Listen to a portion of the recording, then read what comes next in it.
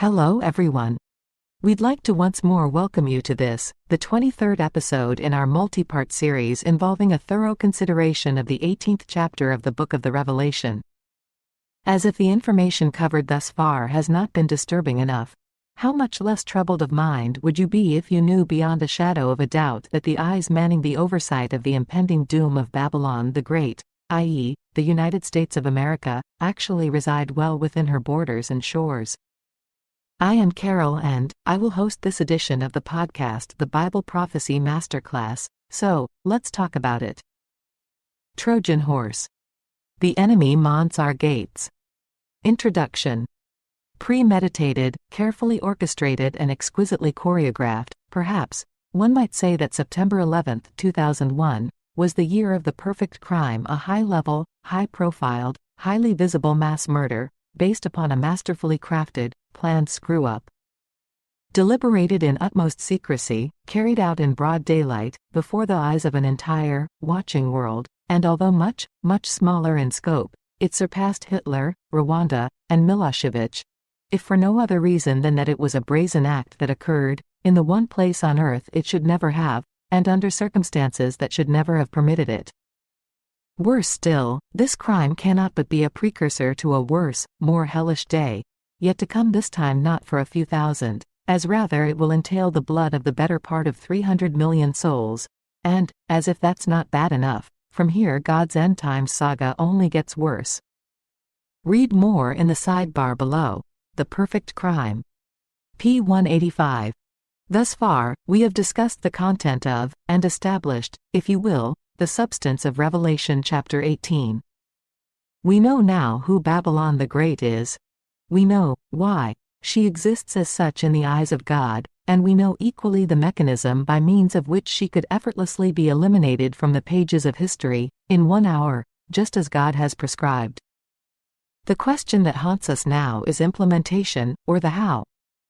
How do you, the enemy, transcend what should be the world premiere in fortification systems and manpower, to get under the skin of so colossal a foe?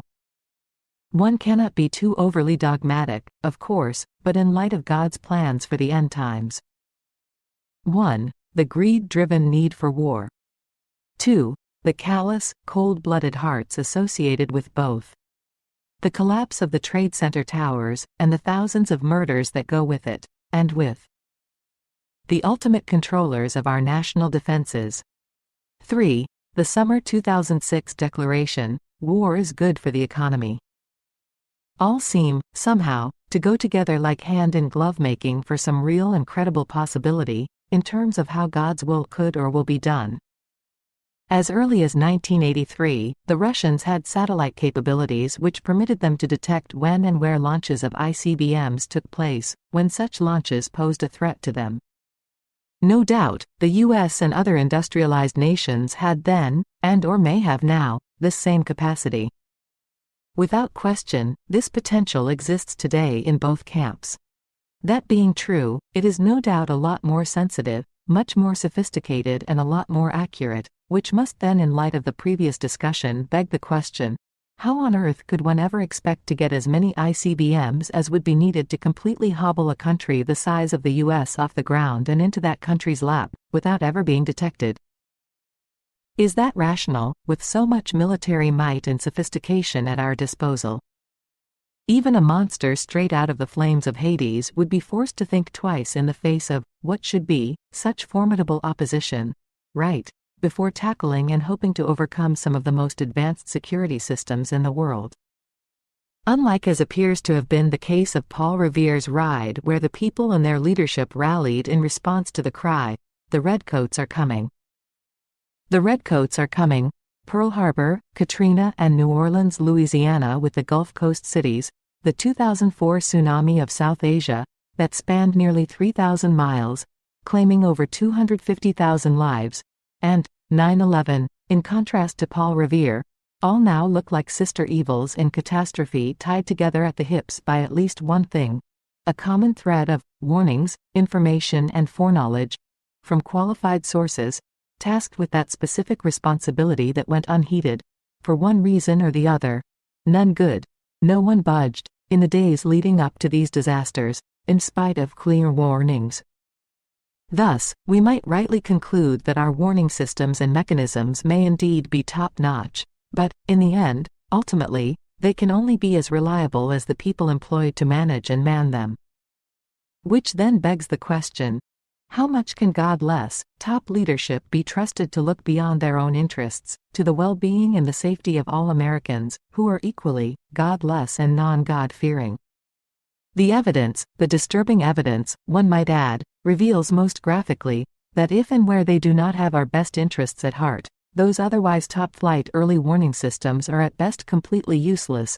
Thus far, we have seen, hence, we know that there is every reason in the world on both religious and secular fronts, primarily as these pertain to white America, alone why God would and does now wish to see the United States of America and its people completely destroyed. Therefore, it seems to this author that perhaps the best indicators and pointers, as to how a God-mandated and inspired initiative might be implemented by operatives hostile to U.S. concerns, may be the events surrounding and leading into the collapse of the 3 World Trade Center buildings, events that involve chiefly the Twin Towers and their contractors, and/or the owners, namely, the NY Port Authority, a government facility, the Japanese manufacturers of the beams used to form the infrastructure of the WTC, the Oval Office, most notably, the Vice President, and NORAD. Yesterday, the 8th of May 09, 7 years plus after the 11th of September 01, on a hunch, one went to the web in order to dig up information on NORAD. One did not know where it was located. Yes, you say, but how can a country the size and strength of the U.S., with its ultra-modern, refined, computerized, early warning systems, be brought to its knees, for the biblical mandate of 1 hour, without ample opportunity to defend itself? Patience. The information encountered on the web over the following 3 or 4 days was both revealing, and, quite disturbing. Hell's Angel on a Trojan horse? Don't shoot. The flight is 50 miles out, 30 miles, 10 miles, do you still want us to uphold the "don't shoot" order? The young man dutifully reporting to Vice President Dick Cheney asked him that question, as the plane that took off from Boston, heading west bound for LA, returned, flew east past the Pentagon, did a sharp U-turn, and slammed into the Pentagon building from the east, unchallenged, in what should have been the most secure, most heavily defended airspace on the face of this planet. A pretext for war. The end of the Vietnam War and the end of the Cold War saw a major shakeup of American war-related industries. That shakeup forced some to close their doors, or to revamp, meaning others could survive only through mergers or acquisitions or by finding other uses and markets for their livelihoods. Aircraft manufacturer McDonnell Douglas is a prime example. Douglas's insistence and focus on building and selling into a war-driven economy left it with no market for its primarily military-oriented planes in an era of perceived peace. Rival Boeing, whose emphasis for many years had been commercial, enhanced its survival by its acquisition of Douglas. A representative from Rockwell International appeared once in a news interview, in which he discussed how his company would survive in part by making an otherwise strictly military technology available to the private sector. Out of that decision grew our current GPS tracking systems, including the satellite units commonly used today by heavy trucking companies and other industries, including law enforcement, to communicate with, dispatch and control their drivers. Rockwell provided much-needed information and technology that contributed in one way or the other to our current information age and cell phone viability. Thus, Rockwell was one of those well-known, top-tier players, you might say, who found a way to survive. These were several of the lucky ones. Long story short, lucrative sources of income inclusive of fuels, weapons, vehicles of all types and living accommodations that produced many an American wealthy, fat cat, the overwhelming majority of them white, was drying up. With military downsizing and base closings worldwide, mid-80s through the early 90s, the war industry was hemorrhaging money, while Uncle Sam, ostensibly, was saving. There had to be a remedy. The only real solution was, gulp, war. War, however, needs a stimulus, or a pretext, somebody to fight, and a fighting reason, somebody to blame, in order to induce the general public to bend willingly to the demand for the sacrifice and the blood of their sons and daughters upon the altars of greed. With the Korean War not officially over, but somewhere on the back burner out of sight, tensions high, threats looming during the early 80s, the Vietnam War books closed, and the Cold War chapter ended. As of 91 or so, the war plate from which the industry feasted was empty, the military's war menu shredded. The war industry faced certain starvation. With nothing on the plate, you don't build, therefore, you have nothing to sell. No selling means no income. Thus, regardless of what the American people wanted, certain significant others, behind the scenes, heads of powerful industries needed and craved a good fight. But, how do you motivate and get a war-weary America excited about giving up her sons, mostly, and a few daughters, when there is no congressionally sanctioned justification behind which to hide the real cause? The salvation of a few fat cat pocketbooks and the preservation of what's left of once stuffed war-fed bank accounts, and/or the possible resurrection of others. Apparently, rumblings and invitations from the Koreans were not enticing enough. Considering where George Bush Jr.'s holy invocation, "God bless America," and his righteous indignation took us, he blamed everything on radical Islam, and voiced a determination to make them pay. Some scheming soul must have found the solution in the World Trade Towers, perhaps, even, well in advance of 9/11. Roots of disaster. 9/11, made in Japan? By virtue of the fact that NYC and that whole eastern seaboard sit on the edge of the Atlantic Ocean, the air is said to be saturated with salty water vapor. Not much of a problem, perhaps, in the course of normal everyday living, but it presents major challenges and headaches for engineers in the building construction industry. Metals of various types can be used in close proximity to each other in the fabrication of the substructures of steel-framed buildings, and they often are. Problems arise, however, when those metals are placed into direct contact with each other. In that salt-laden environment, if the wrong metals are selected, or if the right metals are applied incorrectly, an electrolytic situation will develop. In that situation, the moist, salty air will stimulate a flow of electrons from the metal having the most particles, to the one having the least, similar to the way in which batteries, of the most common types, exchange electrons from negative to positive, until equilibrium is achieved. In the wake of this undesirable transfer of electrons, chemical composition is upset, causing a chemical imbalance, so that the otherwise toughest of metals begin to break down, or to corrode, i.e., they rust, in which case, they weaken. Herein lies in part the crux of the matter surrounding, or leading into, 9/11. The Twin Towers are said to have been built using several different metals to form its critical infrastructure.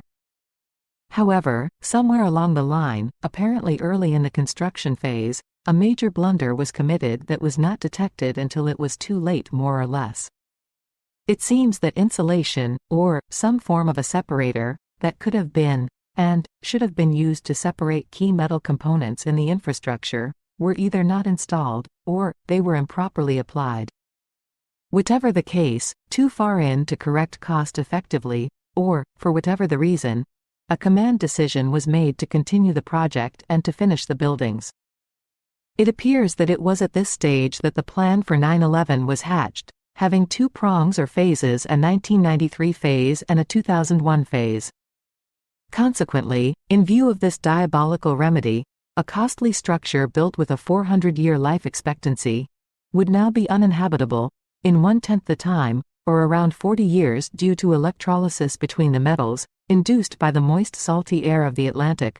Note, as of today, August 20, 2013, new research has revealed that the beams were actually forged and assembled by a manufacturer in Japan. Seems they had the only facilities capable of handling the requirements of fabrication. Thus, it is here that rests the source of the problem, or the blunder, or so it seems. Once discovered, it could not be remedied on the job site. Groundbreaking having begun in about 1966, One World Trade Center and Second World Trade Center Twin Towers were officially opened for business in 1972 and 1973, respectively, which means then, that right about now, the buildings would have to be vacated and/or torn down at incredible expense. Whenever the discovery of the unfortunate mishap surfaced, planners had roughly 20 to 25 years to invent an incident that would get the primary investors and contractors off the hook, and/or work out the details of a horrific occurrence that would mandate and breed the 11th of September 2001 styled event. The initial and sole investor was the NY Port Authority, a government agency, inspired by David Rockefeller to build the towers in Lower Manhattan using taxpayer dollars.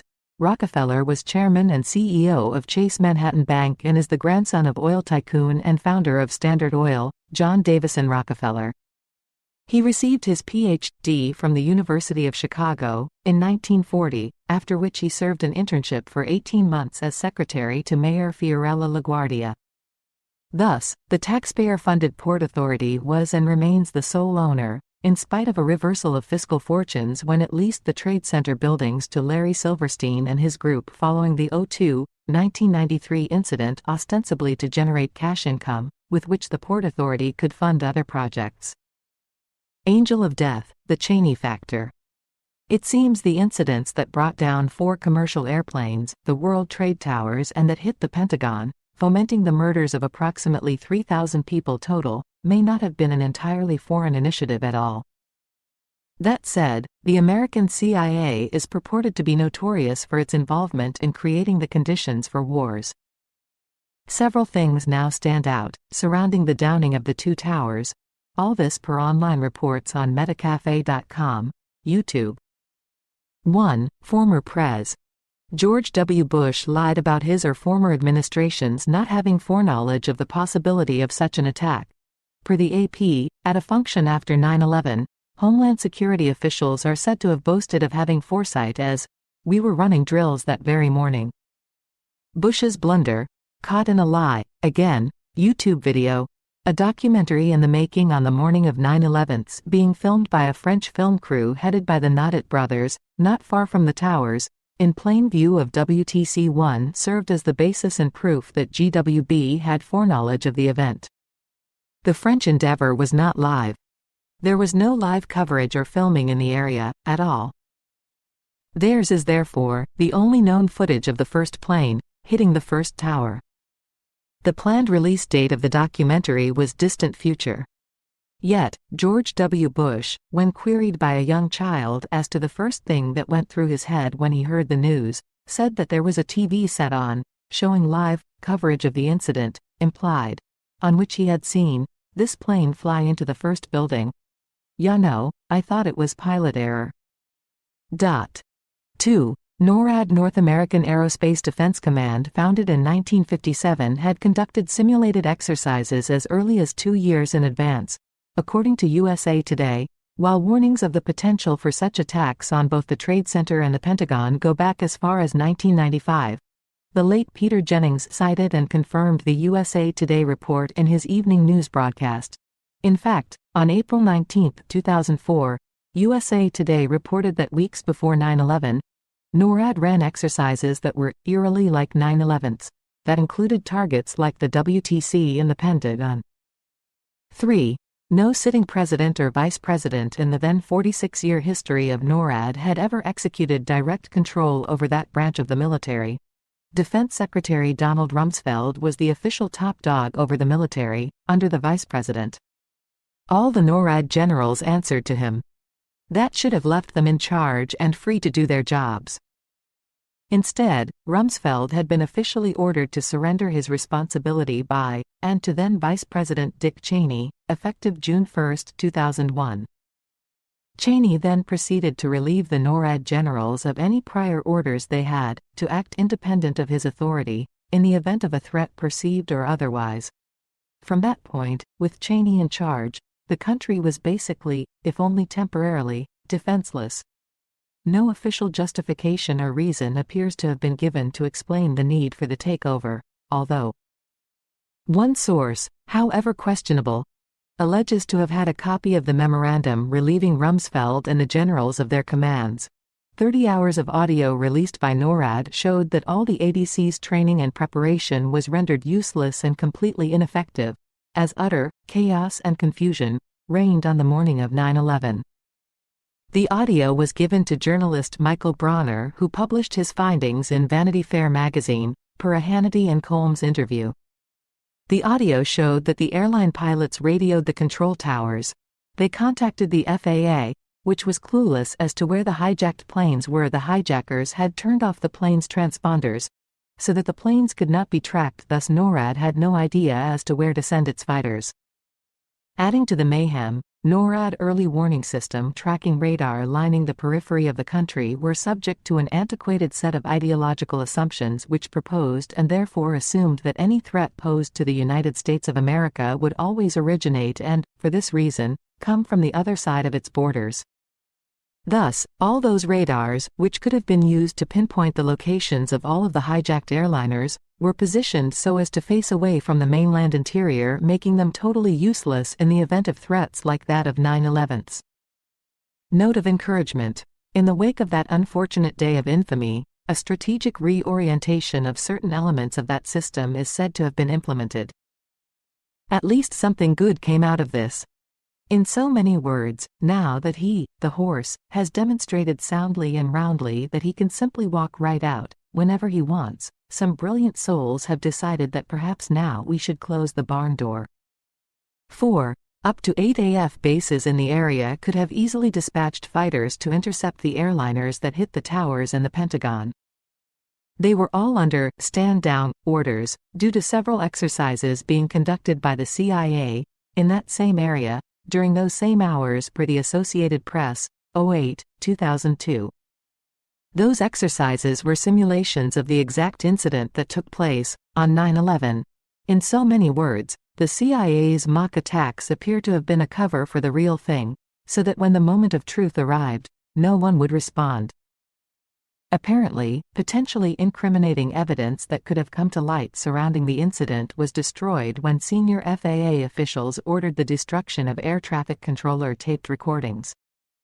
That act was in direct violation of federal law. Evidently, no heads have rolled. One guesses none will roll.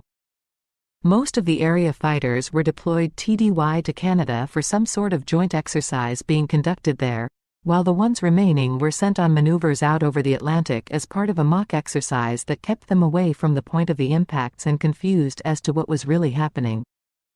Any plane scrambled remained under Cheney's stand-down restriction until it was too late, which he steadfastly refused to rescind. With respect to the plane that hit the Pentagon, its direction, location and speed were known well in advance, per regular updates directly to Dick Cheney, according to a first-hand account from Norman Mineta. He was Transportation Secretary. He testified before Lee Hamilton, Vice Chairman of the National Commission on the September 11 attacks. Planes were eventually airborne from Langley and Otis AFBs, per Mr. Mineta. A shoot-down order had been authorized by the President, but never implemented. This account based upon actual video footage of the hearing linked to YouTube from metacafe.com. 5. Explosions. Explosions. Everyone interviewed survivors, bystanders in the area both during and after the initial moments of each crash. First responders, firefighters and policemen reported hearing secondary explosions, sometimes a series in rapid succession, every 20 minutes for up to an hour after the first plane struck the towers. These explosive noises are said to have been heard all the way down, at ground level, many floors below the burning airplanes. Some say that the evidence, upon close examination of girders near the ground, show disturbing signs, cutting patterns and molten metal, typical of the use of high explosive charges designed and configured so as to quickly generate super high temperatures, thereby literally softening and melting, then cutting through massive super hardened steel beams like a hot knife through soft butter, in order to bring down super heavy, steel structures of that nature. The engineers who built those towers constructed them so as to withstand the impact of a Boeing 707. See the sidebar below. The tower's infrastructure, page 186. That airliner is bigger and heavier than either of the two planes that slammed into the two Trade Center structures. One at this point can only surmise that by this the architects mean the combined effects of the initial impact, any ensuing, consequential explosions, and the extreme temperatures from heat generated by the burning of the aircraft's JP-4 jet fuel, all combined, would not have been enough to bring down their handiwork. This means then, that box-frame steel girders having sides up to 5 inches thick, 54, WX22, DX 5 inches T, below the lowest floors, close to the ground, did not give way due to a loss of strength, owing to the steel's loss of its temper, as has been alleged. If the girders, which tapered to a thickness of only about 2 inches for the topmost floors, lasted for almost 1 hour, those near the bottom should have lasted not less than 2 to 3 times longer, being twice as thick and subjected to no direct flames or heat. Video footage from various angles shows that the collapse of all 3 WTC buildings was classic, textbook-controlled demolition work. Exquisitely timed, expertly executed, so that all fell, completely demolished within 10 to 12 seconds from a distance of almost 1/4 of a mile above the ground, for the 2 tallest towers. It would take a brick about that amount of time to fall to the ground from the top of either of the twin towers. Each fell toward the center, within the confines of its own footprint, as it should have. The manner in which the towers fell, each in exactly the same way, is also said to be very, very suspicious. Each of the almost 300 vertical support beams effectively crumbled into short sections, while concrete was pulverized into dust. Sections of steel beams that came out, striking and severely damaging other facilities in the area, is more consistent with objects being blown out by an explosion than with a simple collapse. It should be noted that all fires burned more to one side of the buildings than they did to the others, meaning that jet fuel which could not burn hot enough to melt steel anyway was by no means evenly distributed. Thus, much steel, even in the towers, was essentially comparatively cold, so that any fall should have been in the direction toward the side where the flames were hottest. The portions above the flames should have fallen first long before much cooler steel below and well away from the intense heat, where people were seen standing and from which some jumped to their deaths. Each fell like a well-orchestrated demolition job, which would have required months of planning and setting up to facilitate. The suggestion here is that, after the first WTC attack on February 26, 1993, some years earlier, planners must have gone right to work setting up for 9/11.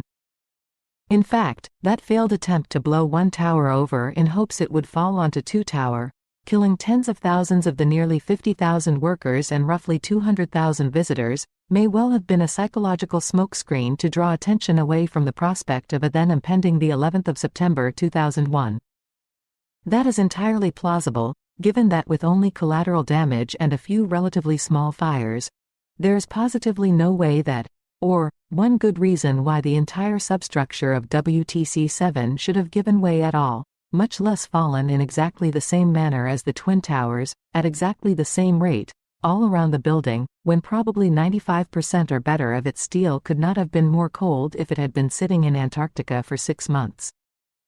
Online video shows Larry Silverstein confessing to giving the order to pull, industry jargon meaning that the building was to be demolished by explosives, meaning, furthermore, that it was well known and understood that the explosives were already in place and ready for use. Hence, no one expected or had reason to expect that the building would ever fall on its own, due to heat. Who would have ever been the wiser?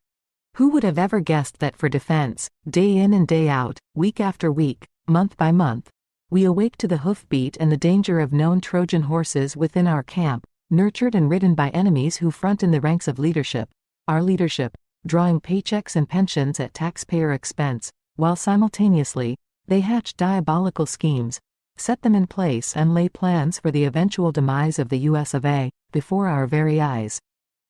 If they could pull this off, they'd kill 2 birds with 1 stone. Destroy and cover the evidence of a major embarrassing and costly blunder, liberating the Port Authority, and, building contractors from liability and scrutiny. Develop a pretext for war by blaming Muslim terrorists, who because of their own foolishness and blindness, not only made finding a scapegoat easy, but were doubtless duped unwittingly into roles they were more than eager to play anyway. 6. Supposedly, the security company Securicom, was headed by family cousin and CEO Wirt D. Walker from 1999-2000. Younger brother, to the latter of the Bush presidents, Marvin P. Bush being one of the company's directors, worked from 1996 to 2000. Wikipedia says, 1993 to 2000, installing what was supposed to have been a new security system at the WTC per Metacafe.com video. Very interesting. The suggestion here is quite clear, is it not? For a period of 4 years, the Bushes were involved in a company that oversaw the installation of a new system that could easily have been the pretext for the laying of the explosives that brought the buildings down. So what, you say? Why is that significant? Interestingly, www.youtube.com/watch?v=8 Yasserku indicates that, while fires from the 2 airline crashes burned at several thousand degrees roughly 1/4 mile above the ground, temperatures raged equally as high underground, 0.25 miles below those airline fires. The fires were so hot, or, the heat was so intense, insofar as, the initial cause may not have been fire, that after the underground area was reached, when all the other debris from the collapses had been removed, including the airplane wreckages, etc., the steel-toed boots of workers would melt, within a few hours, due to the intense heat, believed to have been caused by the implementation of something called thermite or super thermite. Just watched a video of this stuff in action on YouTube the 11th of September 2021. It's a mixture of pulverized iron rust powder and aluminum oxide that, when ignited, burns through virtually anything, including steel, at around 4,000 degrees Fahrenheit. 6 inches thick steel beams were found perfectly bent, like a pretzel, which would have required tremendous force and heat. Eyewitnesses spoke of molten steel running down the columns, at the bases, and smoldering materials bursting into hot flames when uncovered and exposed to the air. Temperatures were so hot that both concrete and steel were melted and fused together into massive balls. This, they say, was true up to 6 weeks after 9/11. Worse still, temperatures got hotter and hotter. The deeper they dug, the more debris they removed. They spoke of underground fires, were like the fires of hell. It looked like, an oven, it was just, roaring inside, just bright orange color. One ranking firefighter said, describing the molten materials he saw firsthand, as he gave instructions to another subordinate not to hit it with water because of the danger of blinding steam. At one point, temperatures were measured as high as 2,800 degrees Fahrenheit. According to Ken Holden, NY Department of Design and Construction Director, underground, it was still so hot that molten metal dripped down the sides of a wall. From Building 6, Building 6 was not hit by any airplane. So, whoever set this up was out to destroy everything. WTC, and they didn't care how many people they injured or killed in the process. Former Mayor Giuliani acknowledged having been informed of fires of 2,000 degrees below the ground. According to www.youtube.com/watch?v=29vrcc2xc, it was Giuliani who authorized shipping debris off to overseas destinations, before it could be thoroughly investigated and tested. Essentially, they blocked off the crime scene and destroyed all the evidence. The video also cites Fire Engineering magazine as stating that, no steel building has ever been destroyed by fire. The World Trade Center investigation was a half-baked farce. Another official enthused over a worker who found a cross is fully extended, melted together with the intense heat. Perfectly formed from 2 beams, that were initially never part of the same structure. The piece of metal that was draped over was molten metal that had literally fallen over one of the arms. Question is, why? Something caused all of that heat and molten metal, and everyone appears to agree, it was not burning JP4, which will not generate enough heat to melt that kind of metal. No doubt the temperatures it produced helped to weaken the structure of the buildings, but who put that something there and when? It appears to have been found at all the buildings. Why? Reads like a classic case of, who done it, don't it? Thus ends the next to last episode of the Bible Prophecy Masterclass, rooted in the book Judgment Day, Volume 1. Prelude to Armageddon, Part 1, The United States of America in Bible Prophecy, by Alvin Mitchell. Please plan to be with us for the finale of this study when we will cover the fifth column in the ranks of and in charge of our country's security. Until next time, take care and God bless you.